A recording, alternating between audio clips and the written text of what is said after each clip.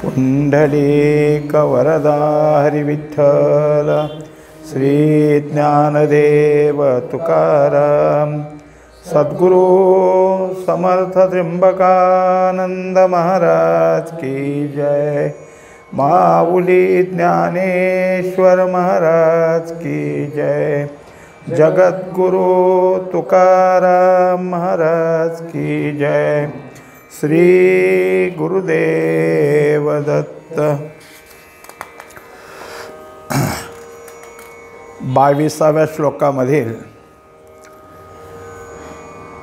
विपाये गुणाक्षर पडे, टाळिये कावळा सापडे, तैसे तामसा पर्व जोडे पुण्यदेशी। 301 ओवी ही। या अगोदर तामसदान हा चाललेला विषय। या तमोगुण्याला काहीतरी दैवगुणे म्हणजे असं त्यांनी शोधलं नाही, पण सहजासहजी आणि योग्य असं जर काही त्याला मिळालं तर मग काय होतं, त्याच्याकरता एक उदाहरण दिलं आहे की जसा भुंगा लाकडामध्ये काय करतो, कोरतो आणि त्याच्यातून अक्षर निर्माण होतं। कोणत्या तरी अक्षराचा आकार करत करत तो ते कोरून कोरून काढतो। पण त्या भुंग्याला माहिती आहे का हे अक्षर आपण काढलं? त्याला काहीच माहीत नाही। तो आपला काय आहे की कोरत कोरत गेला आणि त्याच्या ठिकाणी काय आहे की ते अक्षर निर्माण झालं हे पाहणाराला कळलं। तसंच टाळी वाजवायला गेला आणि त्यात कावळा सापडला। हे काय आहे की कावळे पकडण्याचं युक्ती असं नाही, हे सहजासहजी झालं, अवचित झालं। तसं या तमगुण्याला अशा तऱ्हेचं पुण्यदेश पुण्यकाळ ह्या सगळ्या गोष्टी ह्या तर करायच्याच नाहीत, पण योग आला आणि तसं त्याच्या हातून घडलं। ते तर देखोनी तो आथिला, योग्यू मागोही आला, तोही दर्पा चढला भांबावे जरी। आता एखादा काय आहे वेदशास्त्र संपन्न आहे, ज्ञानी आहे, ते आलेत, किंवा असे एखादी योग्य ब्राह्मण आहे की ते स्वतः म्हणायला आला आम्हाला काहीतरी दान द्या, तर हा स्वतःच्या ठिकाणच्या असलेल्या गर्वामध्ये त्यांचा अपमान करतो, पण त्यांना काहीही देत नाही। तरी श्रद्धा न धरी जीवी, तया माताही न खालवी, स्वये न करवी ना करवी अर्ध्याधिक। आता त्याची तर काय ब्राह्मणावर श्रद्धाच नाही, तर ते समोर आले किंवा त्यातले कोणीतरी शास्त्र जाणणारे आले तरी याला काय घेणे, कारण याच्याजवळ श्रद्धाच नाही। देणं तर काही नाहीच, पण निदान त्यांच्यापुढं नतमस्तक व्हावं, त्यांना नमस्कार करावा हे सुद्धा त्याला काही नाही। शिवाय काय आहे की स्वतःही करायचं नाही, बरोबरचं जर कोणी असेल तर त्यांनाही करू देत नाही, कारण हे असं नसतं ना, असं काय करायचं आहे असं म्हणणार। आणि एवढंही जरी झालं आणि त्यांनी समजा त्याला काय केलेलं आहे की थोडंसं आपलं सांगितलं, अहो तुम्ही तीर्थक्षेत्राच्या ठिकाणी आलात, काय का असना तीर्थाची पूजा करा, क्षेत्राची पूजा करा, तर तो तिथं काहीही करणार नाही। आलिया न घली बसो, तेथ गंधाक्षतांचा काय अतिसो, हा अप्रसंगू कीर असो तामसी नरी।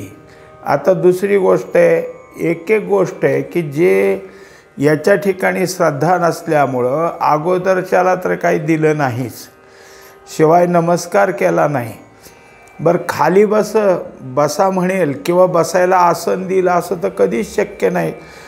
हे सोडून दिलं तर मग आता त्याच्या हातून गंध लावणं, अक्षता लावणं हे कसं शक्य आहे? कारण पहिल्यांदाच तो करत नाही, तर पुढचा क्रम त्याच्याकडून होणं अशक्य आहे।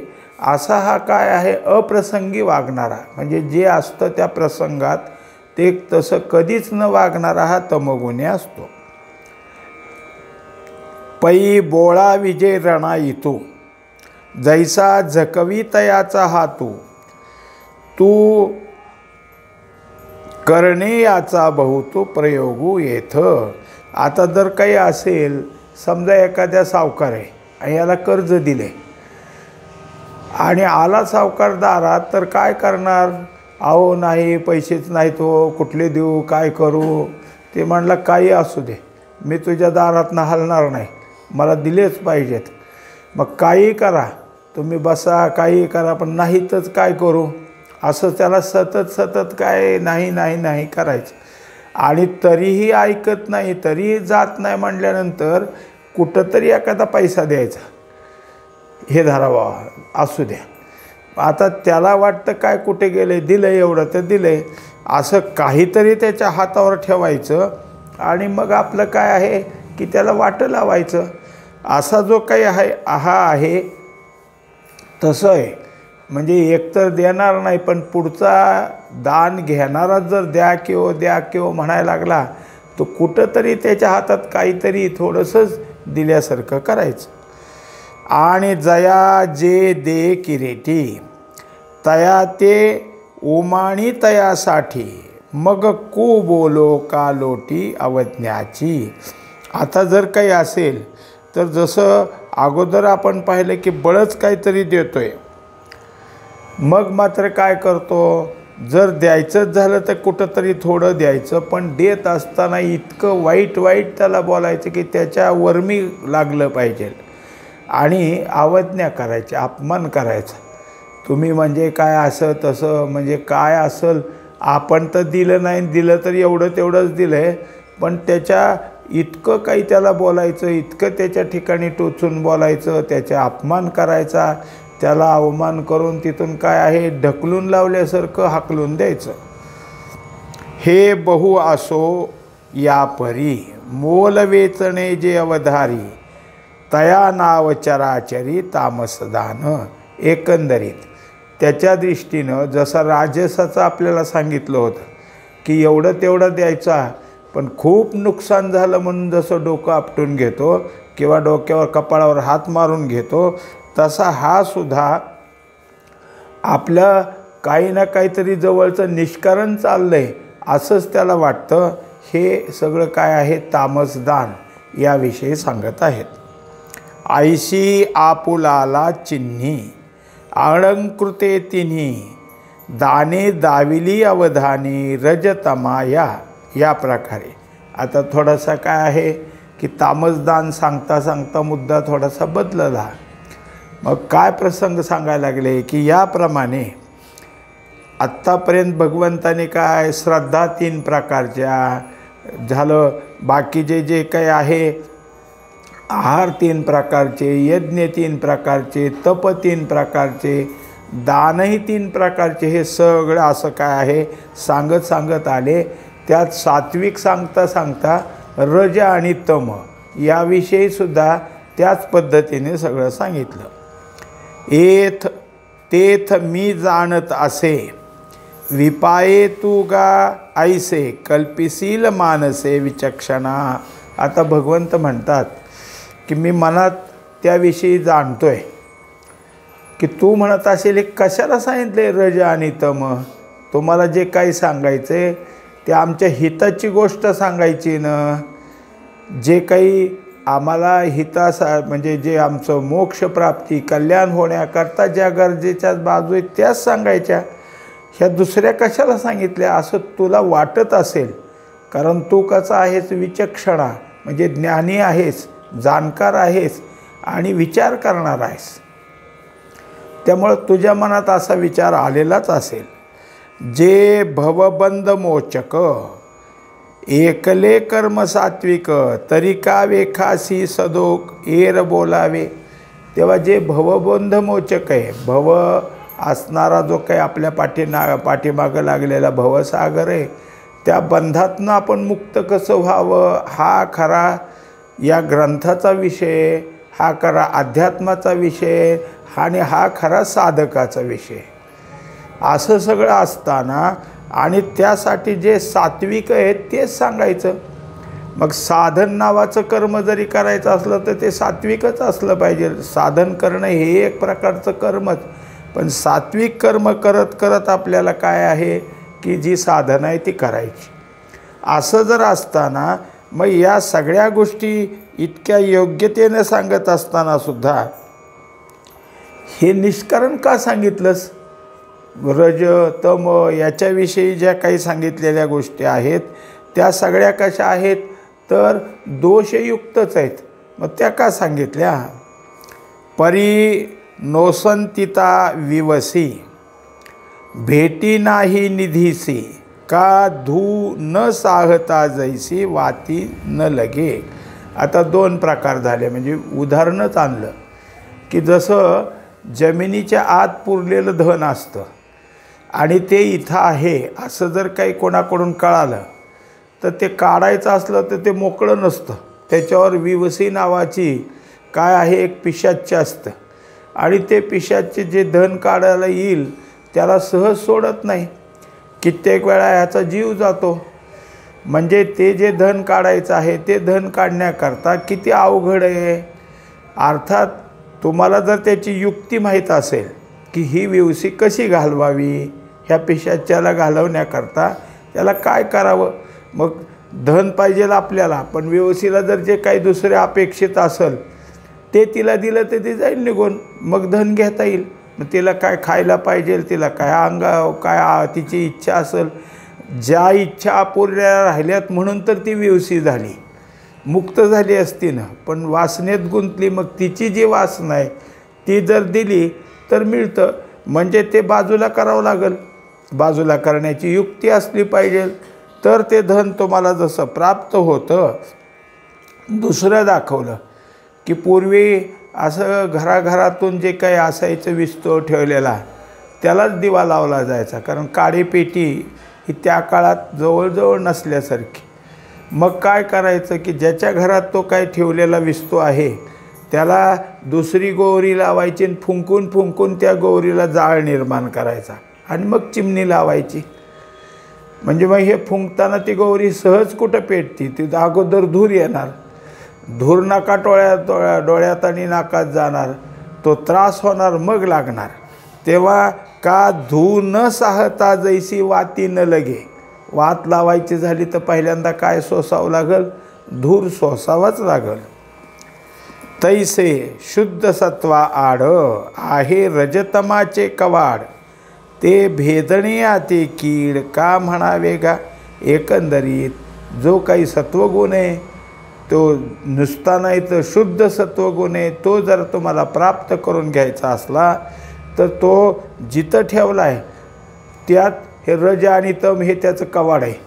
म्हणजे त्या घरात शिरायचं असलं ते कवाड उघडलं पाहिजे. शुद्ध सत्व त्या असलेलं जे घर आहे त्याला जर दार बंद केलं आहे ते कशाने, रजतमानं. मग हे रजगुण तमगुण हे जर दूर केले तरच. म्हणून हे सांगितलं. म्हणून तुम्हाला वाटेल हे कशाला सांगितलं, तर ती कीड बाजूला केल्याशिवाय हा जो काही असलेला मुख्य मार्ग आहे तो हाताशी येत नाही. आम्ही श्रद्धाधिदानात जे समस्तही क्रिया जात सांगितले का व्याप्त तीही गुणी. तेव्हा मागं आम्ही श्रद्धा सांगण्यापासून हे 3 प्रकार जसे आता आपण मागच्या ओवीत सांगितलं तसे सगळे दानापर्यंतचे 3 प्रकार सांगितले. सत्वगुणाची श्रद्धा कशी, रजगुणाची कशी, तमगुणाची कशी, मग सत्वगुणाचे दुसरा भाग कोणता, रजगुणाचा कोणता, तमगुणाचा, असं सांगत सांगत सात्विक दान कसं असतं, राजसी दान कसं असतं आणि तामसी दान कसं असतं हे सगळ्या गोष्टी सांगितल्या. त्यांच्या त्या बाबतीतल्या क्रियाही सांगितल्या. त्यामुळं जे काही असेल त्यात हे सगळे गुण सांगावे लागले. आता त्यात काय आहे, त्याज्य भाव आहे. रजगुण तमगुण तुम्ही ऐकलं असलं तर ते त्याज्य करण्याकरता सांगावं लागतं. ते तर भरवसे निही तिन्ही या सांगोची ऐसे मनी परिसत्व दावावया दोन्ही बोलिलो एर. एकंदरीत काय असतं, कोणती चांगली गोष्ट आहे ती किती चांगली हे सांगायला त्याच्यापेक्षा वाईट कसं हे दाखवावं लागतं. जसं एखादा दुकानदार आहे कापड विक्रेता, तेव्हा तो एक चांगल्या प्रकारचं कापड दाखवताना हे बघा हे नाही चांगलं बरं का, असं जवळ दाखवतच असतो. म्हणजे चांगलं नाही मग दाखवता कशाला? तर हे चांगलं नाही म्हणजे हे किती चांगलं हे कळावं म्हणून. त्याच्याकरता सत्वगुणाकरता प्राप्त करून घेण्याकरता हे दोन्हीसुद्धा सांगावे लागले. कारण यांच्या ठिकाणी जे काही आहे त्याला गुण म्हणायचं, कारण रजगुण तमगुण असा शब्द आहे म्हणून. पण ते परमार्थाच्या दृष्टीने दुर्गुण आहेत, परमार्थाला ते गुण उपयोगी नाहीत. म्हणून त्यांनाही सगळं काय आहे सविस्तर सांगावं लागलं. जे दोही माझी तिजे असे, ते दोन्ही सांडिताची दिसे, अहोरात्र त्यागे जैसे संध्यारूप. आता ज्या काही गोष्टी आहेत त्यातल्या दोन सांगितल्या म्हणजे तिसरी गोष्ट काय आहे ती उघडी होतीच. जसं त्याचं उदाहरण दिलं की दिवस आणि रात्र हे दोन आहेत, मग ह्याच्यातलं दोन सांगून झालं, दोन्हीला बाजूला केलं ते एक संध्याकाळ संध्यारूप हे राहतंच. मग जे काही त्यातली संध्या आहे संध्याकाळ आहे याला एक काय परमार्थामध्ये महत्त्वाचा भाग एक दाखवला जातो की जो जो परमार्थ असतो तो संधिकालात कसा प्राप्त होतो या दाखवण्यामध्ये दोनच्या मधलं येणारी संधी, म्हणून मग हे दाखवावं लागलं. तैसे रजतम विनाशे तिजे जे उत्तम दिसे, ते सत्व पै आपैसे भावसी ये. एकंदरीत यात रज आणि तम या दोघाचा विनाश म्हणजे ह्यांना काढायचं आहे. हे जरी आपल्या ठिकाणी असले तरी त्यांना त्यांच्या सगळ्या मुळासह ते बाजूला करायचे, मुळासह त्यांचा नाश करायचा आहे. असं जर केलं तर मात्र उत्तम असा राहिलेला सत्वगुण तुम्हाला हाताशी येईल. सत्वेची येणे चोखाळे, करी यज्ञादिके सकळे, पावसी तई करतळे आपुले निज. एकंदरीत काय आहे की शुद्ध असलेला सत्वगुण म्हणजे ज्या सत्वगुणातून जे जे काय आपल्याला करायचे ते जसे सत्वगुणाची लक्षणं सांगितली त्याप्रमाणे कोणत्याही प्रकारच्या केलेल्या कर्माचं अहंकार घ्यायचा नाही, फळाची इच्छा करायची नाही. मग पूर्ण श्रद्धेनं आणि भगवंताला अर्पण करत करत काय आहे सात्विक कर्म करायची. मग ती यज्ञाधिक तिन्ही असो, यज्ञ असो, तप असो आणि दान असो, यातलं काही जरी असलं तर जे जे करशील त्याचं फळ काय तर पावसी तई करतळे आपुले निज. म्हणजे हातात आपल्या काय आहे प्राप्त झाल्यासारखं कल्याण हातात आले. करतळी आवळा तैसा हरी, म्हणजे जसं काय आहे हरी हातात येईल ते करण्याकरता जर काही असेल तर हे सगळं सत्वगुणाची कर्म करावी लागतात. तुकोबाराय सांगतात हरी आला हाता मग कैसी भय चिंता. जर एकदा ते प्राप्त झालं तर भय आणि चिंता ह्या दोघाकडंच आहे, रजतमाकडं, ते आपोआप निघून जाईल. सूर्ये दाविले सांते, काय एक न दिसे तेथे, तेवी सत्वे केले फळाते काय नेदी. एकंदरीत सूर्योदय झाला म्हणजे जे जे काय असतं ते दिसतं. आपल्याला हरवलेलंही दिसतं आणि समोर आहे ते दिसतं.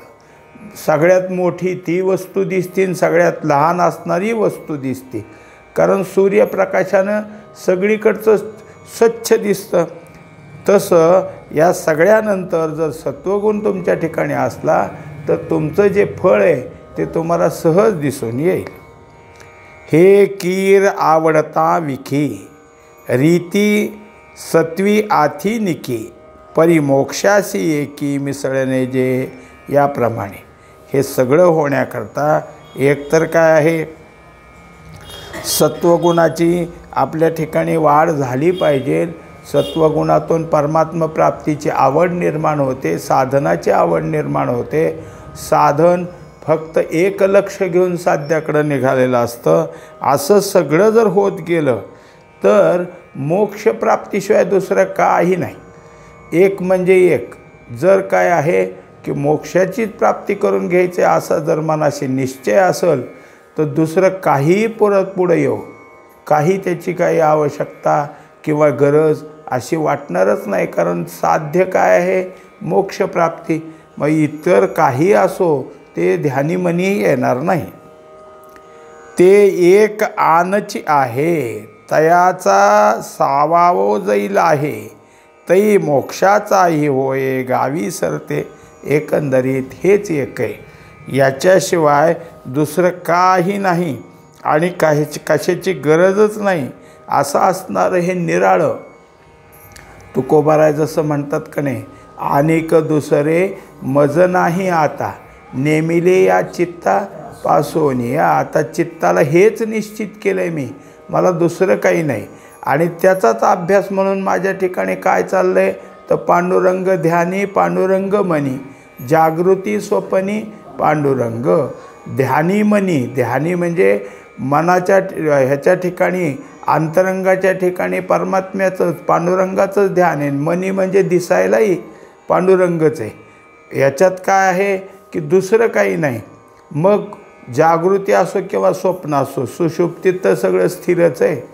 हे जसं एकच झालं, असं झालं तर मग मोक्षाच्या गावीच जाल. मोक्षाचं गाव तुम्हाला सहजासहजी हाताशी येईल. पै भांगार जरी पंधरे, तरी राजावळीची अक्षरे, लाहे तैची सरे जिया परी. आता काय आहे, काही वेळात काही राजाकडं सोन्याचे नाणी असायची, म्हणजे सगळा व्यवहार त्या नाण्याने व्हायचा. होन किंवा मोहरा त्याला म्हटलं जायचं. पण आपल्याजवळ सोनं आहे आणि चोख सोनं आहे, पण त्याच्यावर जर त्या मोहराचा शिक्का नसेल, होनचा शिक्का नसेल, तर त्याला पैसा कोण म्हणेल, त्याचा व्यवहार कसा चालेल. सोनं विकायचं म्हणून व्यवहार चालेल, पण हे पैसे घ्या आणि आम्हाला ह्याच्यातलं अमुक अमुक द्या असं नाही होत. म्हणजेच किती शुद्ध सोनं जवळ असलं तरी ते सोनं, आणि त्याच सोन्याच्या विशिष्ट आकारावर राजाचा जर शिक्का असेल तर मात्र ते नाणं झालं. आता त्या नाण्यापासून जे काही तुम्हाला प्राप्त करून घ्यायचं आहे, खरेदी करायचे, ते होऊ शकतं. स्वच्छे शीतळे सुगंधे, जले होती सुखप्रदे, परी पवित्रत्व संबंधे तीर्थाचेनी. आता काय आहे की पाण्याविषयी आणखी एक असे प्रकार दाखवले की स्वच्छ पाणी, शीतल पाणी आणि सुगंध आहे. हे सगळं चांगलं आहे ना. असं पाणी असणं म्हणजे काय झालं, पण हे पाणी असं नुसतं असण्यापेक्षा जर ते तीर्थाचं असेल, तर पवित्र तीर्थाचं असेल तर मग किती चांगलं झालं. एरवी ते पाणीच आहे, पण ते जर तीर्थाचं असेल, ते जर पवित्र तीर्थाचं असेल, तर त्या पाण्याला तीर्थ म्हणावं लागेल, नुसतं पाणी म्हणायचं नाही. आणि ते नुसतं नाही तर त्याच्यापासून आमच्या ठिकाणी आमच्या श्रद्धेमध्ये वाढच होईल. नई हो का भलतैसी थोरी, परी गंगा जै अंगीकारी, तैची तिये सागरी प्रवेश होया. आता कोणताही प्रकार म्हणजे ओहळ असो, ओढा असो किंवा छोटी नदी असो, त्याच्यापेक्षा जरा मोठी असो, किती जरी असल्या, ह्या सगळ्या ज्या काही असतात ना, ओघळ, ओढा, छोटी नदी, हे कोणत्या तरी मोठ्या नदीला मिळावं लागतं. त्यांना स्वतंत्र काही समुद्रापर्यंत जाता येत नाही. त्यांची वाहतूक कुठून, पाणी समुद्रापर्यंत जायला मागून पाणी पाहिजे ना. हे कुठंतरी गावाच्या आसपास, तिथनं त्या टेकडीतनं जागं झालेलं आणि जवळजवळ पुढं गेलेलं, असं काही जरी असलं तर ते मोठ्या नदीला मिळालं. आणि ती मोठी नदी गंगेला मिळाली तर मग मात्र निश्चित समुद्राला जाईल. कारण हे पाणी त्या एका प्रवाहाशी सम्मिलित झालं की जो प्रवाह समुद्रालाच जाऊन मिळतो आहे, त्याप्रमाणे झालं तर मग ही छोटी नदीसुद्धा समुद्राला जाऊन पोचेल. तैसे सात्विका कर्मा किरीटी, येता मोक्षाची भेटी, न पडे आडकाठी तो वेगळे आहे. तेव्हा जे जे काही सात्विक कर्म आहे ते मोक्षापर्यंतच जातं, पण त्याला आडकाठी काही येऊ नये. आणि नाही आली म्हणजे मग सहजासहजी ते तिथपर्यंत जाईल. हा बोलू ऐकत खेवी, अर्जुना आधी न माये जीवी, म्हणे देवे कृपा करावी सांगावे ते. आता त्यात काय आहे की जे भगवंतांनी पुन्हा सांगितले की जेणेकरून आडकाठी येणार नाही, असं आणखीन काय सांगते देव. हे ऐकण्याची उत्सुकता अर्जुनाच्या ठिकाणी जागी झाली आणि अर्जुनाला असं वाटायला लागलं की जे जे काही प्रतिबंध आहेत ते दूर करण्याकरता, आडकाठी दूर करण्याकरता जर तुम्ही काही युक्ती सांगत असाल तर ते कधी सांगता, सांगा लवकर. तेथ कृपाळू चक्रवर्ती म्हणे ऐकतयाची व्यक्ती जेणे सात्विकते मुक्ती रत्न देखे. आता हे जे काही भगवंत आहेत हे सद्गुरुपदावर आहेत आणि सद्गुरूजवळ श्रोत्रिय ब्रह्मनिष्ठता आणि करुणा किंवा कृपाळूपण असतं, म्हणून हे कृपाळू आहेत. आणि त्या कृपाळूनी आता सत्वगुण कोणत्या युक्तीनं तुम्हाला मोक्षापर्यंत घेऊन जाईल, म्हणून मग सत्वगुण मुक्तरत्नच आहे. रत्न जसं सगळ्यापेक्षा श्रेष्ठ आमच्याकडचं असलेलं धनातलं एक भाग आहे, तसं हे सात्विक मुक्तीकडं नेणारं एक रत्न हाताशी येईल, ते आता सांगणार आहे. पुंडलिक वरदारी विठ्ठल श्री ज्ञानदेव सद्गुरू समर्थ त्र्यंबकानंद महाराज की जय. माऊली ज्ञानेश्वर महाराज की जय. जगद्गुरु तुकाराम